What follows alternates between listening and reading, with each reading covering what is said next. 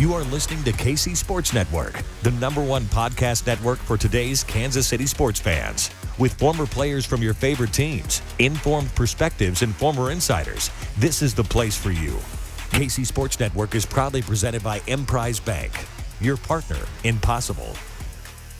What's up, Chiefs Kingdom? I know Mondays always suck after a loss, and I'm not sure if this episode of 10 Things is going to make you feel better or not, but I've got 10 things that stood out to me from the game on Sunday against the Bills that I think made the difference in this game. Some of these things are good, some of these things are bad, but I'm BJ Kissel, and appreciate you for listening to this episode and your support of what we're doing here at KC Sports Network. And this show is presented by my friends over at KC Strength and Conditioning. If you're needing a place to train a baseball or softball player ages 8 to 18, call my friend John Renzi at KCSE. Known him for 20 years. He's always been the guy when it comes to what a body needs to maximize its performance out on the diamond. That phone number is 913-638-8960. And call John Renzi at KCSC at 913-638-8960. All right, guys, let's get into the 10 things that stood out to me on Sunday. A lot of these are probably the same things that stood out to you. When watching the game, I always take notes when the game's going on and just things that stood out, whether they're game-changing plays, little penalties here that you might forget about later once the game is over, especially early in the game, that kind of make a difference between these two teams getting after it. I mean, the margin of error when you play a team like the Buffalo Bills or same thing for the Bills when they're going up against the Chiefs, it's who's going to make fewer mistakes and who's going to make more plays. And at the end of the day, the Bills just made more plays than the Chiefs did, and the Chiefs just made a few too many mistakes. Some of those were self-inflicted. Some of them are just, issues that we've seen kind of start to compound over the last few weeks, and hopefully ones that they can correct before we get too late into the season. But you just saw the barometer of what the Chiefs are going to have to who the Chiefs are going to have to beat to get back to the Super Bowl to try to win another one of those. And, the Buffalo Bills, give them all the credit in the world. They came out, they played well. Josh Allen is a superstar in this league, and it was almost, the unstoppable force versus immovable object, whatever that saying is. These are two just powerhouse teams getting after it. So Chiefs fans have every right to be bummed and not telling anyone how to feel. Half of you listening are probably pissed off and just want, everybody that didn't play well, or everyone that's not playing well, to be let go. And, half of you just want, kind of like me, where you're right in the middle, saying, you know what, that would have made things a lot easier down the road, especially knowing that you're probably going to have to go to Buffalo now. And obviously a lot of things can change, but probably having to go to Buffalo the way things we assume to play out to win the AFC title game, which is going to be a very difficult task, a lot more difficult than doing it at home. But there are reasons why you could feel confident that the Chiefs will be a better football team, barring injury, going down there, because of some of the injuries they had and the fact they have a lot of young guys that are out there on that field. We talked about this, before the season started, that the Chiefs had a lot of young guys playing on the defense, and there were going to be learning experiences for them. And we saw that in this game, and we've seen it over the past few weeks. Hadn't led to losses, but we've seen plays and moments in games where, young players were kind of being challenged a little bit. And we saw that again in this game. So let's get into the 10 things that stood out to me on Sunday. And I'm going to start with something that Coach Reed said after the game. It's something that he said quite a bit, but when talking about this game, when he was asked, he said, it can benefit you down the road if you handle it right. And this team will definitely do that. I think we always need to be reminded that this team can bounce back. We saw them play very poorly against the Indianapolis Colts team, and we've seen them play very, very well against the Tampa Bay Bucks team that I know is, kind of hit or miss sometimes, but that defense is absolutely legit. And the Buffalo Bills defense is absolutely legit. And there were a handful of plays that really made the difference in this game. The pressure from the tackles, which I'm going to get to here in a second, ended up being a huge thing in this game. But this game can serve the Chiefs very well to go back and watch the film, see the things that they did wrong, see the small mistakes that are very correctable, which we'll get into over the next 9 things that stood out to me. But I love the fact that he said this team will definitely do that. We've heard the stories of Patrick Mahomes last week challenging his guys against the Raiders at halftime, those guys up front, and they came out and responded and played better. But you heard Nick Bolton, Justin Reed, Juan Thornhill after the game. They all had the same message, and that they were proud of the young guys for stepping up in this game. Because again, Chiefs were missing Rashad Fenton. They were missing Trent McDuffie. There's missing Willie Gay, who will be back now after serving his 4-game suspension. So the Chiefs weren't at full tilt as far as the guys they have available, but in fairness, neither was Buffalo. Micah Hyde, their top safety, wasn't playing in this game, and Tre'Davious White, their cornerback, didn't play in this game. And so both teams are going to feel like they're going to be in a better spot, hopefully, when they meet down the road. But like the coach Reed said that after the game, and I think it's a point that all Chiefs fans should kind of take into consideration of how many times we've seen, over the last 10 years that Coach Reed has been here, how quickly do these guys bounce back after games. And this is definitely one that you feel like you missed an opportunity, but not one to hang your hat on and feel like, you can't overcome the issues that led to the loss on Sunday. But getting into some of those issues at number 2, the number one that I'm sure people are going to be talking about all week is the O-line giving up pressure, especially on the tackles, with Orlando Brown Jr., who obviously bet on himself this year, left some money on the table. The Chiefs had made him an offer. Brett Veach and his staff had made him an offer that he felt like, wasn't deserving of, who he was as a player, the leverage that he had as a player. And you never know how that's going to play out, especially as we continue on throughout the season. But he's not playing like a top 5 left tackle right now. And that is a unit up front. Those guys work together in a way that, only the coaches and the players in the locker room and people who have played the game or really study the game understand that it's not just one guy, but when it comes to contracts, it is about one guy. And Orlando Brown Jr., Andrew Wiley, they both are going to know that they have to play better, but O-line as a group gave up 36 pressures against the Buffalo Bills. And that makes things very difficult, obviously, for Patrick Mahomes, who had an average depth of target, according to Pro Football Focus, in this game of just 6.2 yards, which was the lowest he had all year. But when you look at the final numbers, Patrick Mahomes goes 25 of 40 for 338 yards with an 8.5 yards per attempt average. Offensively, the Chiefs averaged 6.3 yards per play offensively, which was 0.1 yard better than the Bills had at 6.2 yards. So pretty evenly matched, even on third down, jumping around here a little bit. But both teams 4 of 11 on converting on third down. It's a very evenly matched game, but you look a little bit deeper in how they got to some of those things. The Chiefs and Patrick Mahomes, he really had to scramble and make a lot of plays outside the pocket, which he's known to do, but you don't want your offensive line giving up 36 pressures. And individually, Von Miller, if you had to pick one player that probably made the biggest difference in this game, it was Von Miller. He had 9 pressures in this game individually, 7 quarterback hurries. Both of those numbers were season highs for Miller. So it wasn't just Von Miller doing Von Miller things, although we know he is proving to still be one of the best pass rushers in the NFL.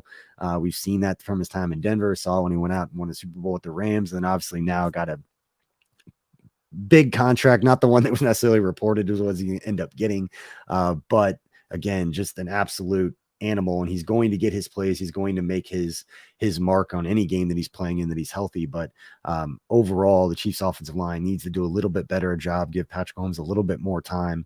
And, we've said this, for a few weeks now, and the fact that we're saying it, and specifically to Orlando Brown Jr. on a time where he had a long-term offer that was offered to him reportedly that he turned down because he didn't think it was enough. We're going to keep bringing it up because he felt like, he was going to bet on himself, and don't know if hindsight's 2020, if he'd make the same decision, but it doesn't feel like he's doing a lot to, add leverage to his case this offseason, where it looks like the Chiefs will be, trying to shore up that offensive line. And the guys in the middle, it is a unit, Joe Tooney being one of the top pass blocking left guards in the NFL. I think the numbers have him like in the top 5. I think Tony Romo said on the broadcast, number 3 pass blocking left guard in football right now. He's a veteran. He can get it done. But just as a unit, those guys need to be better. But there's a lot of pressure being put on those tackles because we see those highlights and we see them getting beat in one-on-one situations, and that can't happen.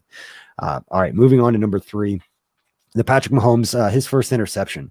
When we talk about margin of error in this game, the thing that stood out to me was, those things are going to come back to hurt you in games like this unless, Buffalo makes a couple of mistakes on their side. And that first drive, Buffalo goes down. They gave us one right there with that fumble, with the kind of botched pitch right there. And it felt like we needed to take advantage of that. I know they went for it on the 4th down on that drive, extended it to try to put it into the end zone, which made it even more excruciatingly painful to watch that interception because you kind of left points on the board by going for it on fourth down, converting, and then not walking away with anything because of the execution. But, Patrick Mahomes threw it up. MVS had a chance on that play. Kaiir Elam, the rookie cornerback who made that play, had better position, obviously being in front of him, went up and made a fantastic play. But those are the throws that Patrick Mahomes is going to tell you that he can't make, but we've seen him make plays like that before. So some of those you just kind of live with Mahomes, but that doesn't take away from the fact that they come back to hurt you. And the other thing about that drive that stood out to me, because you see it, not that it wasn't a penalty. And I know Tony Romo again talked about on the broadcast with Creed Humphrey, about 4 or 5 plays before that being called for being down the field, eligible man downfield with as many RPOs as the NFL runs. I feel like that call could get made a lot more. But you take that out, that's a touchdown. That's a completely different situation and how you feel about this game, taking away that interception from Holmes if that penalty is not called or if Creed Humphrey doesn't go down the field. But again, that's a tough spot for a lineman, knowing that it's an RPO and could be running the football. And it was kind of Mahomes kind of creating, making a phenomenal throw to MVS across the middle. And that would have been, one of the only catch of the game for MVS. He didn't finish with any in this one, but that sequence really hurt. I know a lot of people are going to focus on the interception, but man, that penalty really changed things too. And again, we talk about margin of error. He's 1 yard down the field. He's back a little bit, changes things there. So it's a play you can't forget about. But talk about MVS having, a quiet game or not making any catches, but it's great to see Juju Smith-Schuster have a big game. We talked about, going into this season, the makeup and just the physicality of the Chiefs wide receivers group just being different than what it had been in the past. These guys are big, they're physical. You saw that with Juju on his big touchdown catch. He finished with 5 catches for 113 yards and a touchdown. His best game, obviously this season for the Chiefs, but probably his best game in the last couple of years. So he really didn't put up big numbers with, an aging Ben Roethlisberger who couldn't really deliver the ball down the field to put up big numbers like that. But it was great to see Juju get involved and make plays like that. But at the same time, there's a but for a lot of these guys that even did have good games. But the penalty that Juju got called for, I don't know if the NFL is just getting soft with some of these calls, or if he said something that's just very egregious, similar to the Chris Jones one against the Colts. But very surprised to see a call get made for Juju celebrating like that. Maybe it was just because he was right on their sideline looking, didn't look like he was wasn't looking at the player that made the play, or didn't look like he was looking at anyone in particular, but only the ref in Juju at that point would know, or people standing along the sideline. But I think they showed, Coach Reed on the broadcast just saying stupid when that call was made, when they were showing the replay of his reaction. But great to see Juju have a big game. But again, that penalty and those kinds of things are going to be amplified in a game that's as close as this one, with the margin of error again being so small. Hey, sorry to interrupt, but I need to tell you about one of our sponsors here, and that is Liquid Death. Look, you might be in a meeting, you might be at work, you might be sitting at your desk, and you might see one of your coworkers start to crack open a 9 a.m., crack open a tall boy. You're thinking, what in the world is going on here? We love company culture, but I don't know if that's really a part of it. Then you look over, you start to look a little bit more closely. It's white, it's got a gold little rim. That's not beer. It's actually a new mountain spring water brand called Liquid Death. And if you guys have been listening to KC Sports Network, you know why is it called Liquid Death? Because it brutally murders your thirst. That is right. It will quench that sucker. And not only is it brutally murdering your thirst, it is brutally murdering plastic pollution. They're infinitely recyclable tall boy aluminum cans. They're incredible. They recycle them and they can use those over and over. Unlike plastic bottles where there's plastic pollution everywhere. I hate plastic pollution. You hate plastic pollution. It is our common enemy here in Chiefs Kingdom, is plastic pollution and the bills. So when you're looking at this, they also donate 10% of their profits of every can sold to help end plastic pollution. So not only are you drinking good water, you're also giving a little bit to a good cause as well. And listen, I love Liquid Death. Can't keep it in the house no matter what kind it is. If it's the still water, if it's the sparkling water, or the 3 flavors that they have, the berry, the mango, the lime, all 3 are excellent. Trust me, I know my sparkling water, I know my seltzers. They're incredible. I do love those so very much. And if you're looking to get your hands on some, you can find it at your local Target, Walmart, or 7-Eleven. You can also find a Liquid Death retailer near you with their store locator tool at liquiddeath.com/KCSN. That's liquiddeath.com/KCSN. Now let's get back to the show. And same thing, moving on to number 5, Harrison Butker. It was great to have him back. Obviously nailing the 62-yarder. I think all Chiefs fans were having some fun knowing that, it was the end of the first half, just like it was the end of the game last year with the 13 seconds that they left just enough time on the clock for Patrick Mahomes and company to get down the field, get Harrison Butker in position to be able to nail a 62-yarder. And then the way that he just kind of walked away from it, pimped it a little bit. It was awesome to see. If you were paying attention to Butker after he made contact with that ball, I always like looking at the kicker because they'll be the first ones to tell you if that ball's going in even before it goes through the uprights. They kick so many balls, they know what's going to happen barring some huge wind gust. But the fact that he came back and Jim Nantz just completely ruined the moment, saying it was a chip shot and just jinxed him completely, but misses the other, I think, 51-yarder, which is a complete chip shot for Harrison Butker. But again, you go back to the end of the game, that extra field goal makes a huge difference. So those are the kinds of mistakes you can't make if you're going to beat a team as good as the Buffalo Bills, even if you are playing at home. Moving on to number 6, run defense being an issue. I don't think a lot of people expected Buffalo to come out and run as much as they did in this game. Devin Singletary had 17 carries for 85 yards in this game. He was averaging 8 carries per game through their first 5 weeks.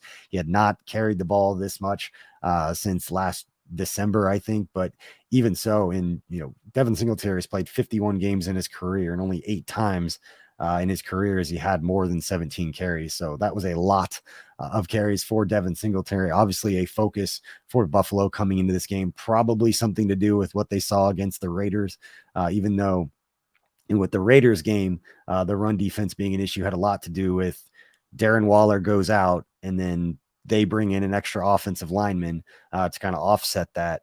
And some of us, and I know I had talked about, was the defensive issue for the Chiefs in the running game an issue because of the extra offensive line, or just, other factors. And you didn't really know how Buffalo was going to see that. Was Buffalo going to continue to do what they do, which is not run the football a whole lot outside of Josh Allen and some designed, power runs for him or some scrambles? He was the leading rusher for them coming into this game. But Devin Singletary and the Buffalo offense moved the ball on the ground, especially early in the game, ended up being one of the key factors of them just kind of controlling the clock a little bit early and picking up some chunk plays in the running game. And just Chiefs, whether the linebackers are slow to react, defensive linemen getting off blocks, whatever it is, it's been a thing for a few weeks now, outside of, a couple of games where they'd done really, really well, earlier in the season as far as that run defense.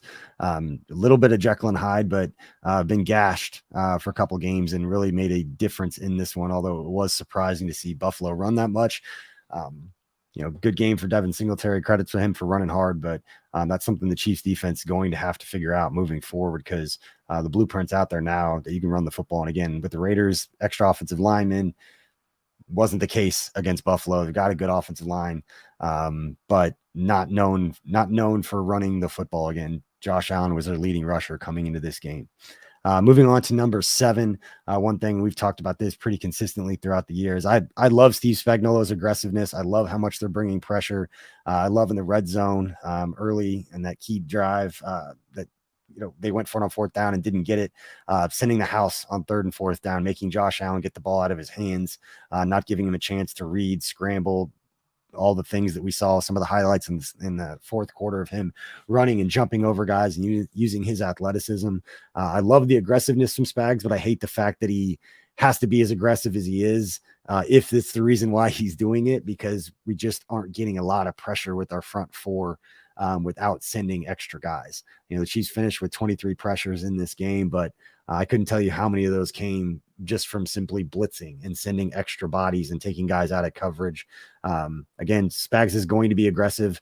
He always has been aggressive. That's going to be a thing for the Chiefs defense going forward, but they've got to figure out a better way to get pressure without sending extra guys. But, when they get that amoeba front, guys are just kind of walking around. You don't know who's coming from where. I love it. Puts a lot of pressure on the opposing teams. You look at Josh Allen's passing numbers in this game, and, under pressure, Josh Allen was only 5 of 12, completing just 41.7% of his passes. When he was blitzed, it says right here, he was blitzed 17 times in around 40 dropbacks. So, the Chiefs obviously made a concerted effort to coming into this game that they were going to blitz a lot. I don't know if that's, again, out of necessity because they're not getting pressure with 4, or Spags just likes sending extra guys, getting the ball out of his hand, making him make quick decisions, and not wanting Stephon Diggs a chance to run those double moves and those routes that, end up on highlight reels all over the place across the NFL, because he is arguably the best route runner in the entire NFL, and he's going to get open if you give him enough time. And so the point is, don't give him enough time. Derek Johnson said earlier this week on, his defensive breakdown that he does with us at KC Sports Network, that the best way to defend the pass is to put the quarterback on the ground.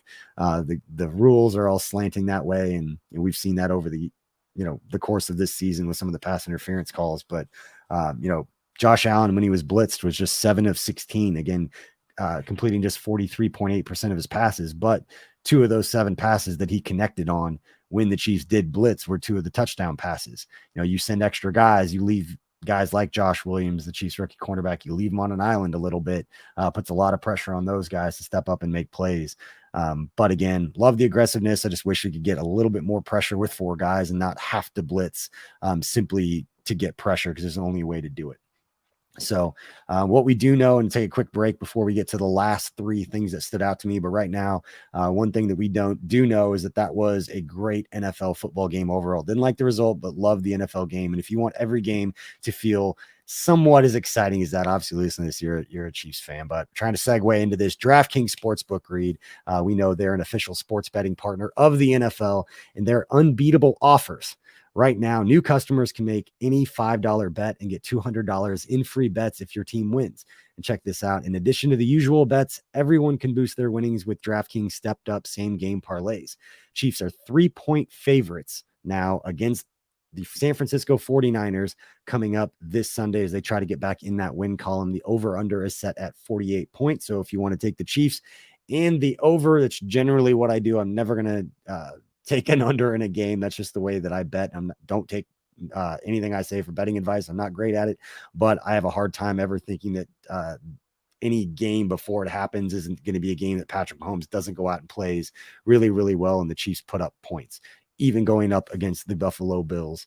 Knew it was going to be close. The fact that it was 24-20, they did hit the under, but I'm rarely ever going to take the under when they're not probably playing Buffalo, because of just how talented they are. So anyway, to make things even sweeter, you can throw down on stepped up same game parlays once per game day all season long. Download the DraftKings Sportsbook app now and use promo code KCSN to get $200 in free bets if your team wins. Just place a $5 bet on any football game only at DraftKings Sportsbook using code KCSN. Minimum age and eligibility restrictions apply. See show notes for details. All right, let's move on from that brutal read that I just had right there for DraftKings, but we do appreciate all their support, and they do have the best app and best user experience. If you're out there and you're the sports betting type, I've had a chance to check them all out, and as biased as we may be, and the fact they're supporting us doesn't change the fact that DraftKings does have the best app and most user-friendly interface and experience if you're making your bets. So not a great day for Josh Williams. That's the number 8. That's an obvious one. Don't want to pile on the rookie because he was put in some really tough situations going up against arguably, the other best offense in the entire NFL with basically two number 1 receivers with Gabe Davis and Stephon Diggs. Results wise, not great for Josh Williams, but again, he's not getting completely burnt. He's right there to make a play. He's big enough. He's fast enough. He's doesn't look like he's afraid of the moment. It's just some technique things that needs to get his head around, needs to turn, needs not give up so much of the inside position, especially on the one to Diggs.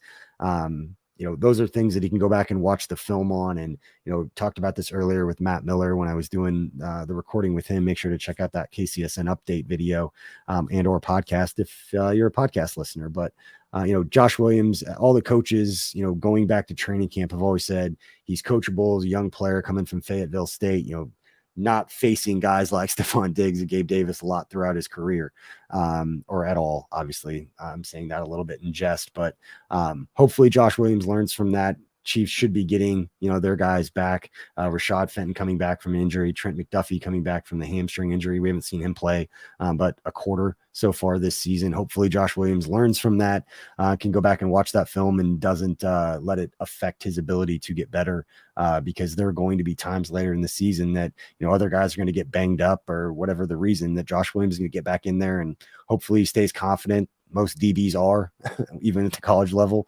You can't play that position and not have a short memory.